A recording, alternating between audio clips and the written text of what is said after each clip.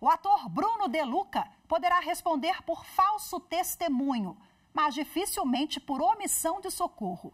A avaliação é de criminalistas que analisaram o caso. Bruno De Luca presenciou o atropelamento do também ator amigo dele, Kaique Brito. Esse caso, juntamente com o da agressão ao humorista Vitor Meiniel, chamaram a atenção recentemente sobre a questão de socorrer ou não uma vítima. Acompanhe mais detalhes com a repórter Carolina Chaves. A inércia de Gilmar José Agostini ao assistir o ataque ao ator e humorista Vitor Meiniel, de 26 anos, chamou a atenção da polícia. Gilmar é porteiro de um prédio em Copacabana, zona sul do Rio de Janeiro. No último dia 2, ele presenciou o morador Yuri Moura Alexandre dando vários socos em Vitor Meiniel, depois que o ator já estava caído no chão.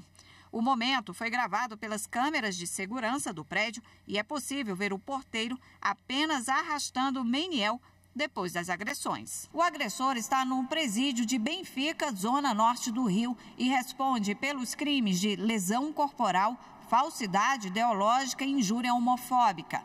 Segundo a delegada, o porteiro que assistiu a tudo sem interferir está respondendo por omissão de socorro, crime previsto no Código Penal, com pena de até 6 meses de detenção e multa.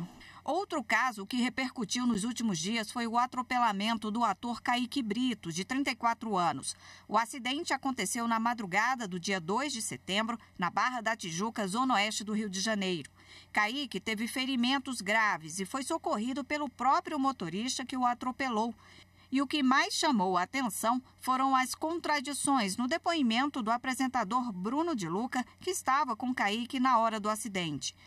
Imagens mostram De Luca colocando as mãos na cabeça após Kaique ser atingido. No entanto, ele não chega perto do local e vai embora. A polícia, o apresentador disse que só ficou sabendo que a vítima era o amigo no dia seguinte. Segundo criminalistas, o confronto com as imagens pode levar De Luca a responder por falso testemunho, mas não por omissão de socorro, porque Kaique já estava sendo atendido. E agora, para a gente repercutir essa questão envolvendo a omissão de socorro, a repórter Carolina Chaves conversou com a advogada Adriana Flizola Durso. Ela é presidente da Abraquim Mulher, a Associação Brasileira dos Advogados Criminalistas. Vamos acompanhar. Doutora Adriana, muito obrigada pela participação aqui na TV e Rádio Justiça. Eu queria começar pedindo para a senhora explicar melhor essa questão do Bruno De Luca. Alguns criminalistas afirmam que ele não se enquadraria na omissão de socorro. Por quê? Bom, primeiramente, por uma razão lógica, né?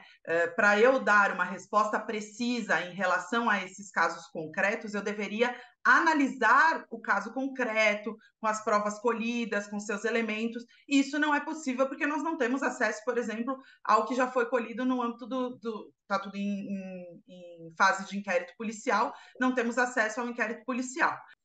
O que está se apurando é que o motorista do Uber que teria causado o atropelamento, ele prestou socorro de maneira imediata e chamou a polícia. Isto eximiria a responsabilidade dos demais presentes ali na cena do acidente de prestar socorro. Por quê? Não se caracteriza o crime do artigo 135 do Código Penal se a vítima for eficientemente auxiliada por terceiros. Então, eventualmente, se alguém prestar socorro, não se exige que os demais presentes pratiquem o mesmo comportamento.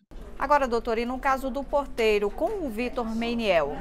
No caso do Vitor, o porteiro já teria sido autuado, inclusive, por omissão de socorro. Pois pelas imagens, assim, ficou caracterizado que ele não teria intenção de prestar socorro. No sentido de que ele presenciou, assistiu à cena do espancamento e lá ficou sentado tomando seu café sem se manifestar, sem auxiliar o Vitor. Então, num primeiro momento, a gente pode até falar que até a própria autoridade policial já autuou o porteiro, no caso do Vitor, sobre o crime de omissão de socorro. E o que o ordenamento jurídico entende atualmente por omissão de socorro? Todos os cidadãos têm o dever de prestar assistência ou chamar por socorro caso ele se depare com uma pessoa vulnerável, caso eles se deparem com uma pessoa que está sofrendo perigo de vida ou que precise de auxílio médico eventualmente. Nesse sentido, o nosso ordenamento jurídico prevê o crime de omissão de socorro no artigo 135 do Código Penal. E aí se enquadra nessa situação aquela pessoa que deixa de prestar assistência quando possível fazê-lo sem risco pessoal, a criança abandonada ou extraviada, ou a pessoa inválida ou ferida, ao desamparo ou em grave e eminente perigo. Ou aquela pessoa que não pede, nestes casos, o socorro da autoridade pública. Porque, por vezes, a pessoa pode... o socorro imediato e direto pode apresentar um risco pessoal. Então, para evitar essas situações, também a lei prevê que, existindo uma situação de risco pessoal, a pessoa pode prestar esse auxílio através de pedir o socorro a uma autoridade pública. E qual é a punição? É passível de prisão, multa, prestação de serviço comunitário? A punição para o crime de omissão de socorro, e aí eu me refiro tanto ao artigo 135 do Código Penal, quanto ao artigo 97 do Estatuto da Pessoa Idosa, consiste numa pena de detenção de 1 a 6 meses ou multa, e essa pena ainda pode ser aumentada da metade se da omissão resulta lesão corporal de natureza grave, e também ela pode ser triplicada se da omissão resulta a morte da vítima. Agora, outro caso, doutora. No fim da semana passada, um caso chamou a atenção aqui no Distrito Federal. O motorista de aplicativo sofreu um assalto e foi esfaqueado 11 vezes em Valparaíso de Goiás, um município aqui no entorno do DF. Após o crime, ele conseguiu sair andando e chegou até um condomínio onde conseguiu pedir ajuda. Nesse caso, se algum morador se negasse a ajudá-lo por receio, talvez, né? Essa pessoa poderia responder por omissão de socorro? Esse caso específico funcionaria assim: se alguém negasse socorro diretamente a esse homem esfaqueado por 11 vezes, num primeiro momento, a gente poderia falar em omissão de socorro.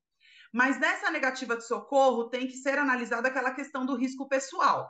Então, no primeiro momento, negou socorro diretamente. Por que negou socorro diretamente? Porque se viu numa situação de risco, não sabia o que tinha acontecido, achou que aquele homem poderia ser alguém que apresentasse um risco de até esfaquear a pessoa que está prestando socorro, tal.